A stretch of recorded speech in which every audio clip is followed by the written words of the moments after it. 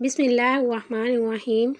काशिफ के जाने के बाद मैं बड़ी दुनिया में तन्हा रह गई थी। रिश्तेदार भी साथ छोड़ गए थे। मैं थी और पहाड़, बड़ी लंबी ज़िंदगी। समझ नहीं आता था कि अब मैं क्या करूं। आज फिर रात के वक़्त कुत्ते भौंक रहे थे और उनके भौंकने की आवाज़ सुनकर मेरा दिल दहल रहा था। शायद काशिफ की ज़िंदगी में भी भौंकते हुए होंगे, मगर जब मेरे सर पर शोहर का साया सलामत था तो किसी चीज़ का डर ना था। ना इन कुत्तों की आवाज़ कभी इस तरह से खौफ में मुब्तला किया करती थी। अब तो एक एक लम्हा सदियों के बराबर लगता था और यही आंखों ही आंखों में रात कट जाया करती थी। मैं सोचती थी कि अगर घर में चोर घुस आए तो मैं अकेली औरत क्या करूँगी। आजकल तो चोर घर के सामान के लूटने के साथ साथ औरतों की इज्जत के साथ भी खेल जाया करते हैं। सारी रात मुझे यही डर लगा रहता कि शायद ये कुत्ते चोरों को देखकर भौंक रहे हैं। मैंने अपने खुद से बचने का यही हल निकाला कि मैं अपने घर के ऊपर वाले पोर्शन को किराए पर चढ़ा दूँ। यूं ही मुझे सहारा भी मिल जाएगा और इस महंगाई के दौर में चलो चार पैसे भी मेरे पास आ जाए करेंगे। मैंने अब इस मंसूबे पर अमल करने की ठानी थी। यूं तो मोहल्ले में कभी कभार ही निकला करती थी, आज मैं खास कर आसपास के घरों में गई। मैंने एक एक फर्द से यही कहा कि अगर किसी को किराए के लिए घर की तलाश है तो इसे मेरे पास भेज दीजिएगा। शर्त यह है कि किराए के लिए आने वाले लोग शरीफ हों और मैं किसी तनहा शख्स को घर किराए पर नहीं दूंगी, बल्कि कोई फैमिली ही आएगी। मुझे नहीं मालूम था कि मेरी इस कदर जल्दी सुनी जाएगी। शाम के वक़्त मेरे घर में दो लोग आ गए थे। एक बुज़ुर्ग था और उसके साथ एक जवान लड़की आई थी। मैंने उनको ड्राइंग रूम में बिठा दिया और बोली, मैं आपको जानती नहीं, तो इसलिए आपकी तशरीफ़ आवरी का मकसद जानना चाहती हूँ। बूढ़ा शख्स कहने लगा, दरअसल आपने कहा था कि आप अपने घर को किराए पर छुड़वाना चाहती हैं। हमें भी रहने के लिए ठिकाने की ज़रूरत थी, इसलिए यहाँ आ गए हैं। मैंने सर हिला दिया और बोली, ठीक है, मुझे वैसे भी किसी शरीफ फैमिली की तलाश थी। ये तो अच्छा हो गया कि आप बाप बेटी मेरे घर पर रहें। नहीं नहीं, ये मेरे वालिद नहीं हैं, बल्कि मेरे शोहर हैं। ये अल्फाज इस लड़की ने अदा किए। इस सारी गुफ्तगू में वो पहली बार बोली थी। मुझे बेतहाशा शर्मिंदगी हुई थी। मैंने तो कभी भी बेमौका बात नहीं की थी। न जाने मुझे आज क्या हो गया। मैंने जल्दी से माजरत की और बोली, मेरी वजह से आप लोगों की दिल आज़ारी हुई है, मुझे माफ़ कर दें। इसके अलावा मेरे पास कहने के लिए कोई और अल्फाज नहीं थे। आप ये बताएं कि आप हमें एक घर किराए पर देंगी या नहीं। वो बोली, जी क्यों नहीं, मैं अपने घर के ऊपर वाले पोर्शन आपको देती हूँ। तब इस शख्स के चेहरे पे मुस्कुराहट फैल गई थी। मैंने मुस्कुराकर इसकी बीवी की जानिब देखा तो मुझे लगा जैसे वो बहुत परेशान हो, घबराई हो और उदास भी हो, मगर मैंने सर झटक दिया, शायद ये मेरा वहम हो। खैर, मैंने इन लोगों को ऊपर वाले पोर्शन दिखा दिया, जो कि इन्हें बहुत पसंद आ गया था। किराए की बात हुई तो वसीम साहिब मुँह मांगे किराए देने को भी तैयार थे। मैंने ऊपर वाले पोर्शन की चाबी उनको थमा दी और इत्मीनान भरी सांस खारिज करके नीचे आ गई। अभी तो मैं सना को अपने जहन से निकाल नहीं पा रही थी। सना बहुत खूबसूरत लड़की थी। न जाने उसकी वालदैन की ऐसी कौन सी मजबूरी हो गई जिसकी वजह से उन्होंने अपनी फूल जैसी बेटी वसीम को दे दी। मुझे सना पर अपनी छोटी बहन नज़र आ रही थी। मैंने सोचा कि चलो अब तो वो यहीं पर रहेगी, इससे सब कुछ जान लूँगी। खैर, शाम हुई तो मुझे मेरी अम्मी की पुरानी रवायात याद आने लगी। जब भी हमारे मोहल्ले में कोई नए लोग आकर बसते तो अम्मी एक पहर का खाना उनको ज़रूर बना कर देती थी। वो यही सोचा करती थी, ना जाने इन लोगों के पास चूल्हा चौकी करने के पूरा इंतज़ाम है भी या नहीं। मैं भी किचन में आ गई। पहले तो मैं एक बंदे का खाना बनाया करती थी, लेकिन आज मैंने 3 लोगों को खाना बनाया था। मैंने अच्छे तरीके से ट्रे सजाई और ऊपर की जानिब चली गई। मैंने दरवाजे पर दस्तक दी, मगर किसी ने दरवाज़ा नहीं खोला। अब मैं यही सोचकर परेशान हो रही थी कि मैंने ऊपर आकर ना जाने अच्छा भी किया या नहीं। मुझे इन लोगों को इस तरह डिस्टर्ब नहीं करना चाहिए था। मैं वापस लौटने ही लगी थी जब दरवाज़ा खुल गया। सामने ही वसीम खड़ा था। उसने मेरे हाथ में ट्रे देखी तो कहने लगा, बहन, आपने बिला वजह तकल्लुफ़ किया। मैं मुस्कुरा दी और बोली, नहीं, इसमें तकल्लुफ़ वाली कौन सी बात है, ये तो मेरा फ़र्ज़ बनता है। वैसे भी इस्लाम में हमसायों के बहुत हकूक़ हैं, और फिर आप लोग तो मेरे साथ ही रहने लगे हैं, मुझे इतना तो करना ही था ना। वसीम बोला, दरअसल सना खाना बनाने ही गई थी, आपने वैसे ही ज़हमत की। میں نے کہا کوئی بات نہیں، چلو آج کے دن ثنا بھی آرام کر لے گی۔ میں نے پوچھا وہ ہے کہاں، ذرا میں بھی اس سے سلام دعا لے لوں۔ اتنا کہہ کر میں لاؤنج میں داخل ہونے ہی لگی تھی کہ وسیم ایک میرے سامنے آ کر کھڑا ہو گیا اور بولا دراصل ثنا سو رہی ہے، اس کے سر میں بہت درد تھا۔ تو میں نے کہا کہ تم سو جاؤ، اب اگر وہ آدھی نیند سے بیدار ہوگی تو اس کی طبیعت بگڑ جائے گی، وہ بہت نازک سی ہے، کچی نیند سے بیزار ہو جائے گی تو اس کی حالت خراب ہو جاتی ہے۔ میں نے سر ہلا دیا اور واپس نیچے چلی گئی، مگر میرے ذہن میں ہزاروں قسم کے سوالات نہیں سر اٹھا لیا تھا۔ میں تو یہی سوچتی رہی کہ وسیم نے ایک ہی لمحے میں کیسے بات بدلی ہے۔ پہلے تو وہ کہہ رہا تھا کہ ثنا کچن میں ہے، کھانا بنا رہی ہے، اور فوراً اسے یہ بھی کہہ دیا کہ وہ سو رہی ہے۔ مجھے اس بات کا احساس شدت سے ہو رہا تھا کہ دال میں کچھ تو کالا ہے۔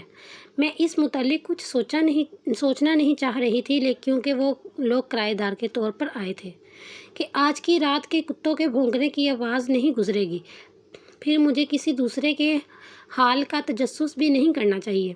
میں نے وضو کیا، نماز پڑھنے لگی، نماز اور قرآن پاک کی تلاوت کی۔ تلاوت کے بعد میں نے بھی کھانا کھا لیا۔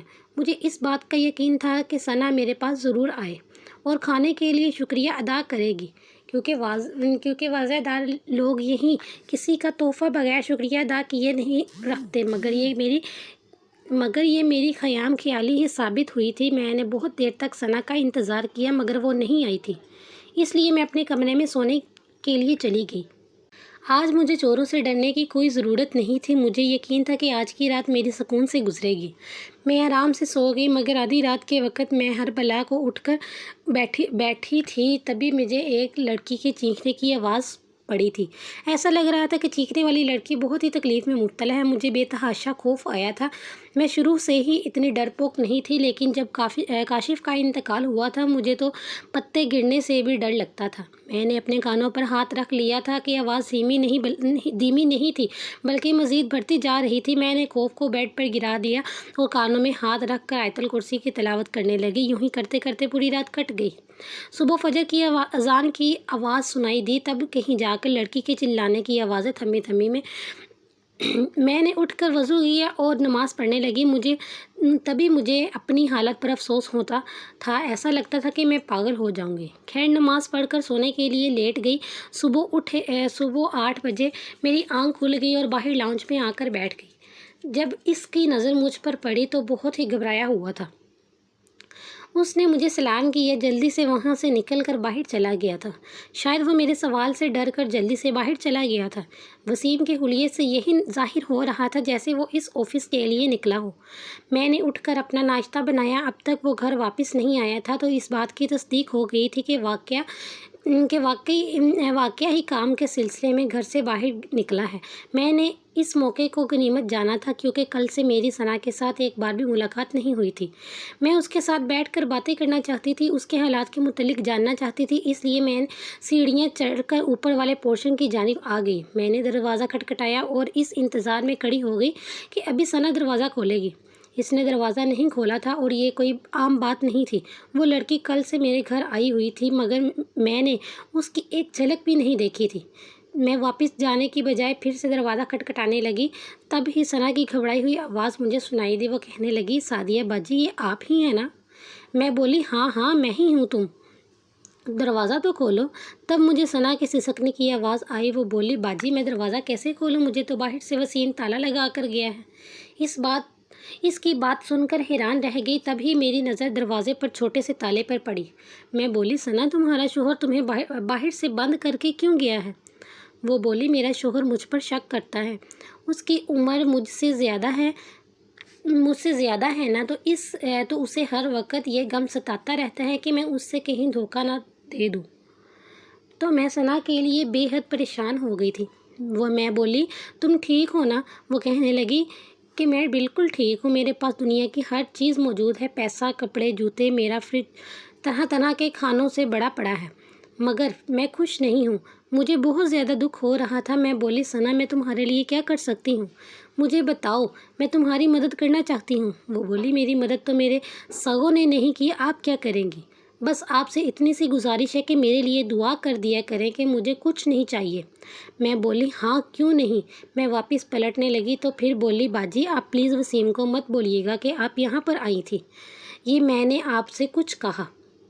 वो बोली, बिल्कुल फ़िक्र मत करो, ऐसा ही होगा। मैं उसे किसी बात का ज़िक्र नहीं करूँगी। इतना कहकर मैं नीचे आ गई। मुझे सना के वालिदैन पर गुस्सा आ रहा था। उन्होंने ऐसा क्यों किया? उन्होंने फूल सी बेटी की शादी एक बड़ी उम्र के मर्द से क्यों कर दी, जो अपनी सारी ज़िंदगी इस पर शक करते ही गुजार देगा? शाम हुई तो वसीम वापस आ गया था। मुझे सलाम करके वो ऊपर चला गया। मैंने लड़की का शौहर अपनी बीवी को जो कैद में नहीं लगता था तो कितना अच्छा होता। चलो हम दोनों की आपस में दोस्ती हो जाती, मगर अब क्या हो सकता था। खैर मैं फिर अपने रोज़मर्रा के मामलात निपटाने लगी और सोने के लिए लेट गई।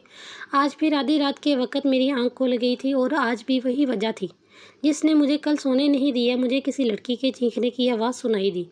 मैंने कान लगाए तो मुझ पर यह हकीकत आश्कार हो गई कि ये आवाज़ तो बहुत करीब से आ रही है। कहाँ से आ सकती है भला? मुझे इस चीज़ का हर सूरत पता लगाना ही था। मैं अपने कमरे से बाहर आ गई तो चीखने की आवाज़ ज़्यादा करीब से सुनाई दी थी। अब मुझे अंदाज़ा हुआ था कि चिल्लाने का शोर कहीं और से नहीं बल्कि ऊपर वाले पोर्शन से आ रहा था, और चीखने वाली लड़की कोई और नहीं बल्कि सना है। एक लम्हे के लिए तो मैं सकते के इल्म में ही आ गई थी। फिर मैं जल्दी से सीढ़ियाँ चढ़ गई थी। मुझे तो सना पहली नज़र में ही बड़ा बड़ा आंस हो गया था। अब मैं भला इसे परेशानी में कैसे छोड़ सकती थी। मैंने ज़ोर ज़ोर से दरवाज़ा पीटना शुरू कर दिया। मैं कितनी देर ऐसे ही दरवाज़ा खड़खड़ाती रही, मगर मजाल है जो किसी ने दरवाज़ा ज़रा सी भी ज़हमत की हो। और ऐसा भी नहीं था कि दरवाज़े की आवाज़ सुनकर शोहर थम गया, बल्कि अब तो मुझे सना के चीखने की मज़ीद आवाज़ आ रही थी। दरवाज़ा बजा बजा कर मेरे हाथों में दर्द शुरू हो गया था, इसलिए मजबूर नीचे आ गई। आज रात सना की फ़िक्र में बैठी रही, यहाँ तक कि फजर की आवाज़ की गूंजने लगी। सुबह जब वसीम नीचे आया तो मुझे देखते ही घबरा गया। वो बाहर निकलने लगा तो मैं बोली, वसीम साहिब मेरी बात सुने। मैंने इस शख्स के चेहरे पर खौफ पड़ता देखा। वो मेरे सामने सोफे पे बैठ गया और बोला, मैं जानता हूँ आप मुझसे क्या पूछना चाहती हैं। वसीम के चेहरे पे बहुत ज़्यादा उदासी फैल गई और बोला, आपको सना की फ़िक्र हो रही है ना, कि वो क्यों चीखती रहती हैं? मुझे भी इसकी बेतहाशा फ़िक्र होती है, मगर मैं कुछ भी करने से कासिर हूँ। आपके पास कोई हल है तो मुझे बता दे। मैंने देखा कि वसीम की आंखों से आंसू निकल रहे थे और वो मुझसे नज़रें बचाकर अपने आंसू साफ़ कर रहा था। मैं बोली, आप मुझे ये बताएं कि इसके साथ मसला क्या है, तभी तो कोई हल बताऊंगी। तब वसीम ने सर उठाया और मेरी आंखों में आंखें डालकर बोला, सना का सबसे बड़ा मसला उसकी पसंदीदा शख्स से शादी है। मैंने हैरत से वसीम की जानिब देखा और बोला, मेरी शक्ल सूरत को गौर से देखें और मुझे बताएं, क्या सन्ना जैसी लड़की मेरे साथ खुश रह सकती है? इस दिन तो आपने भी मुझे उसका बाप समझ लिया था। मुझे से बस यही गलती सरजद हुई कि मैं सना के बाप की बातों में आ गया। उसने मुझसे 10 लाख रुपए कर्ज लिया था। उसने 2 साल के वादे पर लिया था और 5 साल गुजर गए थे। वो कर्ज नहीं लुटा रहा था। मैं इससे मोहलत पे मोहलत देता रहा, मगर अब मेरी भी बस हो गई थी। मैंने कह दिया कि अगर मेरे पैसे ना किए तो मैं तुम्हें पुलिस के हवाले कर दूंगा। तो वो कहने लगा कि मेरे पास तुम्हें देने के लिए कुछ भी नहीं है, तो यूँ करो कि मेरी बेटी से शादी कर लो। मुझे इसकी बात नामुनासिब लग रही थी। मैं बोला, तुम ये क्या कह रहे हो? उसने अपनी बेटी की तस्वीर मेरे सामने कर दी और बोला कि अगर तुम इससे शादी नहीं करोगे तो मैं किसी और से पैसे लेकर इसको रुखसत कर दूंगा। दरअसल मेरी शादी बहुत कम उम्र में हुई थी। मैं वक्त 22 साल का था और मेरी बीवी 18 वर्ष की थी। हम दोनों एक दूसरे के साथ बहुत खुश हैं, मगर फिर वो औलाद जितने हुए इंतकाल कर गई और ना औलाद बची और ना ही बीवी। मैंने अपनी बीवी के साथ वफा निभाई। मैं 70 की उम्र में पहुंच जाने के बाद भी दूसरी शादी नहीं की थी, मगर अब मुझे इंतहाई एहसास बड़ी शिद्दत से होता था। जी चाहता था कि मेरा भी हो, जिससे मैं अपना दुख सुख बयान कर सकूं। मैं किसी की सुनूं और कोई मेरी सुने, और शादी के लिए हाँ कर दी। शादी की रात सना ने मेरे मुंह पर थप्पड़ मारा और मुझ पर थूक दिया। कहने लगी कि मैं तुम्हारी कभी भी नहीं बन सकती। तुम्हें शर्म आनी चाहिए कि अपनी बेटी की उम्र की लड़की से शादी करते हुए अब वो हर रात मुझे जिद करने के लिए चीखती चिल्लाती है। इस वजह से मुझे अपना आबाई घर छोड़ना पड़ गया, क्योंकि लोग मुझ पर शक करते कि शायद मैं अपनी बीवी पर तशद्दुद करता हूँ। मैं ऐसे ही घर बदलता रहता हूँ और लोग सना की वजह से मुझे जीने नहीं देते। अब ये मेरा चौथा घर है। यहाँ आकर मैं इसके आगे ہاتھ جوڑ دیے تھے اور بولا کہ مجھے آخری عمر میں اس طرح ذلیل مت کرو، تمہیں خدا کا واسطہ ہے مجھے جینے دو۔ مگر وہ یہاں آ کر بھی اپنی حرکت سے باز نہیں آئی۔ لیکن آپ کو ایک بات بتاؤں، میں اس میں ثنا کا کوئی قصور نہیں اور ذہنی طور پر بیمار ہو چکی ہے۔ اس کا علاج چل رہا ہے، وہ لوگوں کو زخمی بھی کر دیتی ہے، اس لیے آپ سے باہر سے تالا لگا کر جاتا ہوں۔ میں یہ سب باتیں سن کر سجدہ رہ گئی۔ میں نے غور سے وسیم کے چہرے کی جانب دیکھا، اس کی طرف دیکھ کر یہی لگ رہا تھا کہ وہ سچ کہہ رہا ہے۔ تب میں بولی، میں آپ سے ایک ریکویسٹ کروں؟ وہ بولا، جی آپ حکم کریں۔ میں بولی، آپ ثنا کو بند کر کے نہ جایا کریں، اس سے بات کرنے کی پوری کوشش کروں گی، ہو سکتا ہے اس کی حالت میں بہتری آ جائے۔ وسیم پریشان ہو گیا تھا اور بولا، آپ یہ سب اس لیے کہہ رہی ہیں کیونکہ آپ نے اس کی حالت نہیں دیکھی۔ جب اسے غصہ آتا ہے تو اس قدر جنونی ہو جاتی ہے کہ میرے لیے بھی اسے سنبھالنا مشکل ہو جاتا ہے۔ میں آفس میں ہوتا ہوں، اگر پیچھے سے وہ آپ پر حملہ کرے گی تو قصوروار کون ہوگا؟ ہو سکتا ہے وہ کہ آپ کا بہت زیادہ نقصان کر دے، اس لیے آپ مجھے اس کام سے معافی ہی رکھیں۔ میں یہ سب نہیں کر سکتا۔ میں بولی، اگر ثنا نے مجھے نقصان پہنچا دیا تو میں آپ کو قصوروار نہیں ٹھہراؤں گی۔ وہ میری جانب بڑے غور سے دیکھتا رہا اور پھر اس نے اپنی جیب سے چابی نکال کر مجھے دے دی اور بولا، آپ نے ہوشیار رہنا ہے، مجھے ہی محسوس ہو ثنا کو غصہ آ رہا ہے تو فوراً گھر سے باہر نکل جائے گا۔ میں نے سر ہلا دیا اور وسیم آفس میں چلا گیا۔ میں یہی سوچ رہی تھی کہ آخر سچ کیا ہو سکتا ہے۔ تھوڑی دیر بعد میں اوپر والے پورشن میں آ گئی تھی۔ مجھے ثنا صوفے پر بیٹھی نظر آئی، وہ کسی گہری سوچ میں گم تھی اور بار بار آنسو صاف کر رہی تھی۔ میں نے آواز دی تو مجھے دیکھ کر اچھل پڑی تھی، پھر دل پر ہاتھ رکھ کر بولی، آپ نے تو میری جان ہی نکال دی۔ میں ہنسی تو وہ حیرت سے بولی، آپ یہاں کیسے آ گئی؟ آپ کو چابی کیسے مل گئی؟ میں بولی، بس تمہاری سادیہ باجی کا کمال ہے۔ ثنا پھر رونے لگی اور اٹھ کر میرے گلے لگ گئی اور بولی، باجی مجھے بہت عرصے سے کسی ایسے کندھے کی تلاش تھی جس پر میں سر رکھ کر رو سکوں۔ میں بولی، ثنا پریشان ہونے کی کوئی ضرورت نہیں ہے، تمہاری باجی تمہارے پاس ہے۔ میں آج یہاں تم سے بہت ضروری بات پوچھنے آئی ہوں۔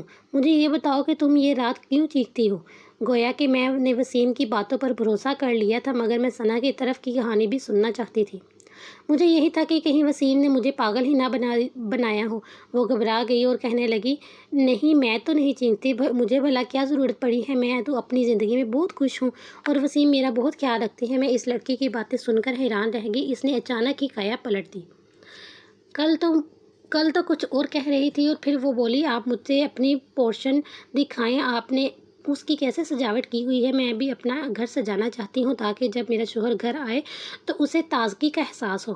میں نے سر ہلا دیا اور بولی، ہاں آ جاؤ، مگر ابھی تک اس کی جیب سے رویے کے متعلق سوچ رہی تھی۔ ہم دونوں نیچے آ گئے اور پھر اپنا بازو میرے سامنے کر دیا تھا، اس پر جلنے کا نشان تھا۔ میں بولی، یہ کیا ہوا؟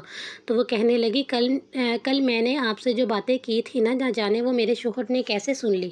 شاید اس نے کچھ ریکارڈنگ کے لیے لگا کر رکھا تھا۔ وہ مجھ پر بڑی گہری نظر نگاہ رکھے ہوئے ہیں، اس لیے میں نے اوپر آپ سے کہا تھا کہ میں بہت خوش ہوں کہ ایسا کچھ بھی نہیں ہے۔ میرا بوڑھا شوہر مجھ پر بہت تشدد کرتا ہے اور یہ جو رات بھر میں چیختی رہتی ہوں یہ بلا وجہ نہیں ہے۔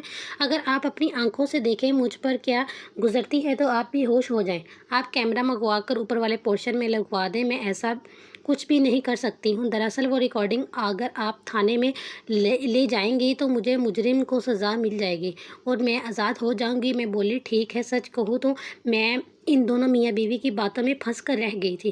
مجھے تو دونوں ہی کی باتوں پر یقین آ جاتا، دونوں ہی معصوم دکھنے لگتے تھے۔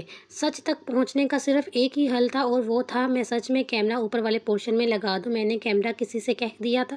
خیر اب مجھے روز ہی اوپر والے پورشن سے چیخنے کی آوازیں آتی رہتی اور صبح وسیم میرے سامنے رونے لگا تھا اور کہتا، میری بیوی کی حالت بہت خراب ہوتی جا رہی ہے، جبکہ دن کے وقت ثنا میرے سامنے روتی رہتی کہتی کہ یہ مجھ پر ظلم بڑھاتا چلا جا رہا ہے۔ میں ثنا کا دل لگانے کی ہر ممکن کوشش کیا کرتی تھی، اسے ہنر سکھاتی، اس سے باتیں کرتی، اس کو گھر کی سجاوٹ کے متعلق بتاتی، اس کو اپنے میک اپ کا سامان یہ سب کچھ دکھاتی کہ کسی طرح اس کا دل بہل جائے۔ وہ میرے ساتھ بہت خوش رہتی تھی۔ مجھے دونوں میاں بیوی کی بہت فکر ہونے لگی۔ میں چاہتی تھی کہ اگر وسیم مجرم ہے تو اسے جلد ہی جلد سزا مل جائے اور اگر ثنا بیمار ہے تو اس کا علاج ہو جائے۔ खैर एक दिन मैंने बिरयानी बनाई तो सोचा कि सना को दे आऊँ। अमूमन मैं इस वक्त कभी ऊपर वाले पोर्शन में नहीं गई थी, लेकिन आज मैं ऊपर सीढ़ियाँ चढ़कर जा रही थी। जब मैंने सना की आवाज़ सुनी, वो बोली, आज रात को मुकम्मल तैयारी के साथ आना, तुम इसकी फ़िक्र मत करो, मैं कमज़ोर हूँ, इसे काबू करना आसान है। मेरी बात सुनकर उल्टे कदमों लौट आई थी। अब मेरे सामने सना का किरदार पर एक सवालिया निशान बना हुआ था। शायद सना गलत थी और वो हर रात किसी आशना को घर पर बुलाती थी और वसीम को काबू कर लेती थी। क्या पता बांध भी देती हो और फिर जानबूझकर चीखती हो ताकि लोग वसीम को बुरा समझे और वो अपनी मनमानी करते रहे। कैमरा आने में अभी देर थी। मैंने अपने एक दोस्त को फ़ोन किया और सारे हालात से आगाह कर दिया था। मैं उससे बोली, मुझे तुम्हारी मुख्तसर सी टीम की ज़रूरत है, मेरे घर आ जाना, लेकिन मुकम्मल राजदारी से आना। इसने हामी भर ली। मैं खाना खाकर अपने दोस्त का इंतज़ार कर रही थी। फिर न जाने क्या हुआ, मेरी आंख लग गई। आंख खुली तो वह अस्पताल में थी। मैंने इर्द गिर्द हैरत से देखा। मेरे सामने मेरी दोस्त खड़ी थी। मैं बोली, आरफा, मैं यहाँ कैसे आई हूँ? वो बोली, सादिया, तुम बहुत बड़ा कारनामा करके आई हो। कुछ अरसे से हमें मुसलसल चीज़ की शिकायत मिल रही थी कि घर वो बहुत सरगर्म है और लोगों के घरों में घुसकर चोरी करते हैं। कल रात तुम्हारी वजह से वो गैंग हमारे हाथ लग गया। वो बोली, वो कैसे? वो कहने लगी, सादिया, तुम्हारे घर जो रह रहे थे वो इस गैंग का हिस्सा थे। और इस तरह वारदात ये है कि वो बेसहारा औरतों के घर में रहकर शोहर बीवी पर इल्ज़ामात लगाता और बीवी शोहर पर ये औरतों के मामले में उलझ कर बाकी सब कुछ भूल जाती थी। तुम्हारे साथ भी नहीं किया ना? तुमने सना को खुद अपने घर हर एक चीज़ दिखाई, तुमने अपने जेवरात तक दिखा दी। ये तो तुम शुक्र करो जो सना की बातें तुमने नल से सुन ली। कल रात उन्होंने तुम्हारे खाने में नींद की दवा शामिल कर दी थी और तुम्हारे घर की एक चीज़ लूटने का इरादा रखते थे, लेकिन हम मौके पर पहुंच गए और यूँ तुम्हारी बचत हो गई। मैंने आरफा की बातें सुनी तो दिमाग साएं करने लगा। लोग दूसरों को लूटने के लिए किस हद तक अदाकारी कर सकते हैं। ये तो अल्लाह का लाख लाख शुक्र है कि उसने मुझे बचा लिया। अब तो किराएदार भी रखने से डर लगने लगा है। मैं अकेली रहती हूँ। मेरे ख्याल में बुरी सोहबत से तन्हाई 1000 दर्जे बेहतर है। अगर आपको ये वीडियो पसंद आई हो तो मेरी वीडियो को लाइक करें और अपने दोस्तों के साथ भी शेयर कीजिएगा। और हाँ, अगर आपने अभी तक चैनल को सब्सक्राइब नहीं किया तो मेरे चैनल को सब्सक्राइब भी कर दें।